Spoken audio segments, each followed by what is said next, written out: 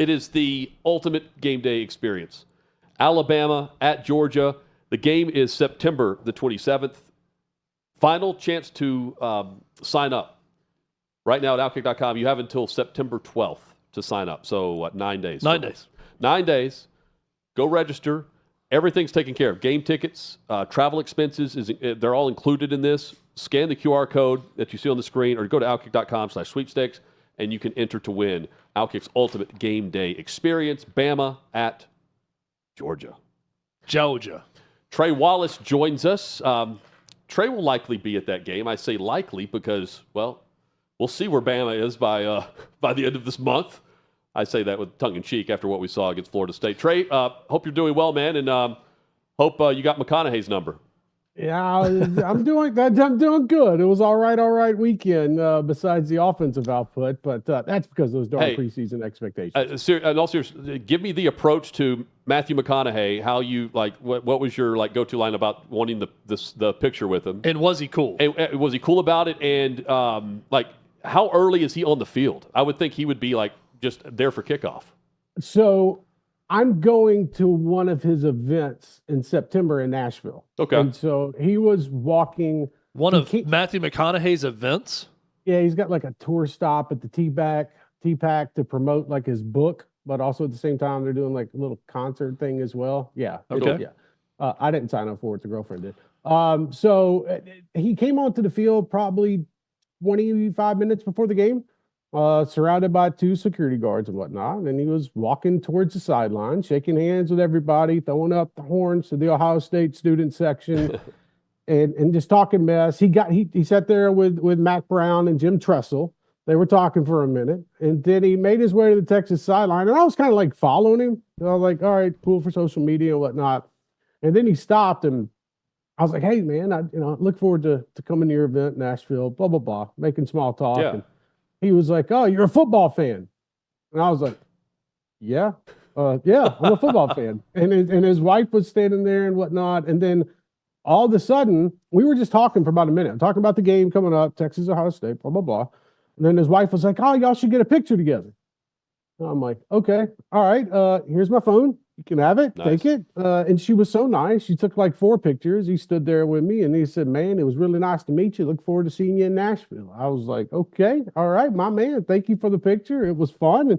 And he even asked what my prediction for the game was, and I guess I had to say Texas if I wanted the picture. Tejas. But yeah, so it was pretty cool. It was a neat experience. And at the same time, it's you're watching him interact with everybody. He knows everybody on Texas football team. Sure. He's going out to the training staff and talking with them. And, him and Chris Delaconte were getting together. It was just one of those things where, I've seen him so many times, the Texas-Alabama game, recently, even the Texas-Vanderbilt game, so we kind of, I'm not saying he recognized me, but we've had conversations before. So it was pretty cool, man. I'm sure he wasn't excited about how the game ended, but yeah, it was fun. He takes his role as Minister of Culture very serious. That's the best interaction story I've ever heard with a super celebrity, that they offer to take the picture with you, which was great. Hey, Trey, watching that game up close and in person, did anything that happened change your opinion about what both those teams could be or should be this season? Chad, badass defenses on both sides of the football. And then you look at the Arch Manning, preseason hype going into this. I think both teams are going to be fine. I think that Julian Sayin is going to be a good quarterback for Ohio State.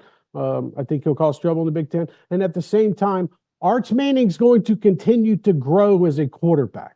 And I think that's even Steve Sarkisian didn't put him in the best spots. I remember in that 4th and goal from the 1-yard line, they tried to push to get him across. And it's the Ohio State defense was so good along the line.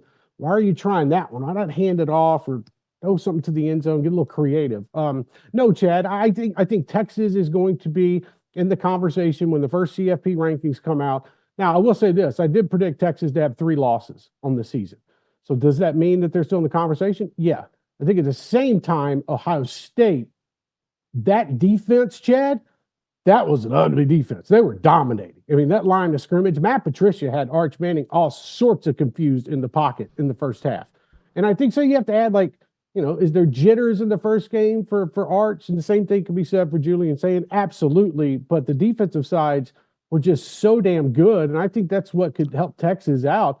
I know they have a couple Sisters of the Poor games coming up. No offense to their schedule. But at the same time, no, Chad. I came away from this game thinking the same thing as I thought about for the entire season, that both these squads are going to be in contention. And I heard you talk about, I think it was yesterday. Excuse me if I'm wrong, or maybe, it was yesterday, talking about the preseason expectations for Arch. Guys, he told us all of this at media days. He wondered, why the hell am I on the Heisman list? Why the hell am I on these preseason lists for these accolades and top quarterbacks in the country and NFL drafts? Yet he said it. I haven't done anything yet. I don't deserve to be on there.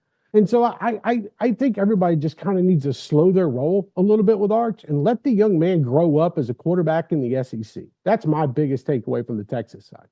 So on the list of week 1 disappointments, Hutton's going to get into Alabama here shortly. Yeah. I got to ask you about Clemson. Okay.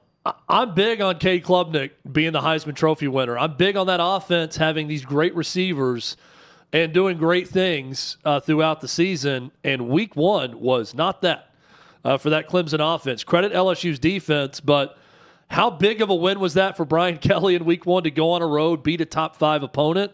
And how disappointed were you, Trey, to watch Cade Klubnik look just like another dude out there? He looked average, man. He really did. And credit to LSU, Chad, for bringing the heat on defense. Like, I looked at it and I was like, okay, they're loading the box with 7, 8. Like, I could see this going in a different direction for Clemson. It just felt like, man, they never got comfortable. And it felt like Cade was just sitting in the pocket, waiting for 2 LSU corners to come off the edge and blow him up. And so you look at it, like, this is massive for Brian Kelly. If they would have lost that game, you know what the narrative would have been like. Oh, you dropped another season opener. Now you're playing from behind. Okay, well, now you got a nice little hand of cards here. Because that win, because I think Clemson will continue winning. I think they'll be in contention in the ACC. And so you look back on it and you're going on the road and you snag that victory. And the way they do it, and here's the other thing too, Chad, like LSU and Dabo, and even on the defensive side, they never corrected themselves. You remember when towards the end of the game, it was the final LSU touchdown, and they're running a bunch formation all to the right. So it's 1-on-1 down low, and Garrett Nussmeier just tosses it up. But the problem is they ran like 3 plays in a row, LSU did, running the football against Clemson earlier in that quarter, and Clemson just never corrected themselves. And so I look at the defensive side, and I was kind of shocked. And then I look like what you were talking about with Cade Klubnik, where he never was able to hit the pass across the middle, get comfortable. They were trying to open it up down the field against LSU. It never really felt like that he could get in rhythm. And I think, to me, that was the most surprising thing. Like, I had a good feeling, I think you did too, in Hut, that Garrett Nussmeier was going to come out and have himself a pretty damn decent game, and they were going to go out there and try to throw the ball around and run it in the offensive line. But, man, the Clemson offense just surprised me. And I knew that LSU's defense was good, but there were times where even you could see it with LSU's defense that Clemson just didn't take advantage of it. So, I don't know what grades Dabo was trying to throw out with a 65 for LSU or a 58 for his own team, but I'm telling you, man, they've got some things that they have to correct. I think they will. I think Cade will continue to grow because I think he's a good quarterback. But he was just off balance, in my opinion, kind of from the start of that game, and could never really get going. Well, Kayla DeBoer is off balance with whatever the message is going around with the Alabama program week to week, because we saw this last year and it's carried over now to this year, where one week they're playing well, the next week it doesn't look like they're even trying, especially defensively, which is just egregious. For any defense that's come through Tuscaloosa. What do you make of the way that they played? Not that they lost, but the way they played in that game. They started fine, and then just it looked like roles were reversed. They looked like Florida State of last year. Here's where Alabama has lost the luster. When they get off the bus, the opposing team is not like, oh boy, that's a big MFer coming off the bus. When they get off the bus, they look like a West Coast team. Exactly. That's a great way to put it, Hut. They don't look. There were times where Florida State was just trolling them on the line of scrimmage, in the trenches, and Alabama never responded. And that's where people that I've spoken with, look, I'm from that state. I know how crazy fans can get and boosters can get, and people around the program can get paranoid as hell about that program. They're freaking out right now because Alabama never responded. I know they had a touchdown there in the third quarter, in the fourth quarter, and they got a little bit closer, but that was not an Alabama football team. And that's what people are freaking out about right now, is because it looks nothing like the Nick Saban era. And I know people want to move on from Nick Saban, and that's fine. But one thing about those Saban teams was when they walked into the stadium in their suits or their joggers and whatnot, you knew it was going to be a problem. When you look at Alabama right now, it doesn't look like a problem. You look like a mid-tier SEC team. Yeah. And the luster about Alabama and the aura that everything surrounded them, they no longer have that anymore. Teams are no longer scared to play Alabama anymore. And I think that's going to come back and bite them in the ass because I see 3 or 4 more losses coming, especially with the way that they play. Let me. I was going to follow up with this because you mentioned the 3 or 4 more losses. You know, we watched them. They played like this against Vandy. You know, they're pushed around up front against Vandy. Then they should have. They didn't lose the game. South Carolina should have won that game last year against them, the week after Vandy. Yes. But then they go on to kick LSU's ass. So do you see the same storyline playing out where at the end of the year, here's Alabama trying to make its case to get into the college football playoff? Like there was still an argument to be made for them despite how they played at times last year, which is very much like we saw against Florida State. I think Ty Simpson can continue to grow as a quarterback, and I think he's going to be pretty decent for Alabama. The problem is their offensive line, Hut. Yeah, that's the big problem right now. And if it's that bad, and if that, the biggest thing that stood out to me, I talked to an Alabama booster yesterday.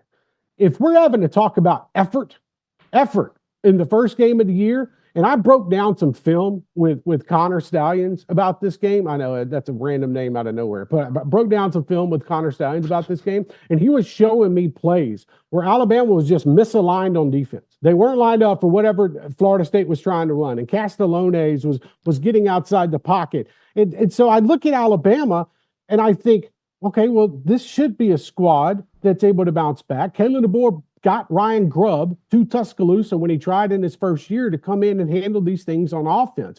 But right now, the problem is we always say don't judge a team off the first game. Well, let me tell you something. We can judge this Alabama team off the first game.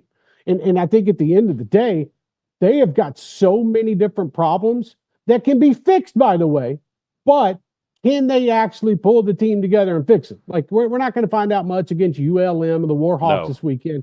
No, or maybe we will. Well, we could. We remember 2007. Hell of a lot this weekend if something else happened this weekend. That's exactly right. Look. They have, to me, nobody is scared to play Alabama anymore, and to me, that is the biggest problem with the current state of the program right now. And and then last night, and with this one. But then, we all saw the A.J. McCarron comments where, teams are spending $40, $50 million and Alabama only has 20. Let me tell you something. There are a number of teams that will compete for a national title this year with a $20 million roster. So I really don't want to hear that shit about Alabama being poor after every loss this season. Yeah, that's ridiculous. So they're going to be poor after paying his buyout. Everyone in college football, Trey, is going to be watching Joey Aguilar and Nico Iamaleava as the great trade of this past offseason. And it's 1 of 12. It's 1 week. It's a long season.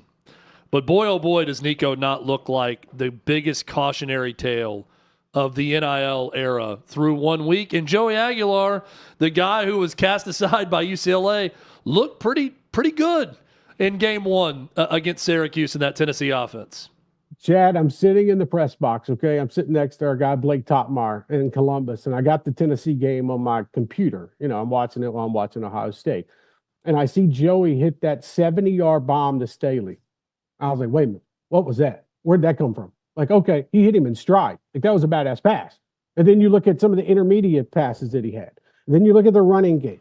Like, it just feels like, I'm not saying Tennessee's some playoff team. What I'm telling you is like this offense, they were going to test Syracuse a couple times deep to get the momentum built up inside Joey, give him that confidence. They did that. Well done.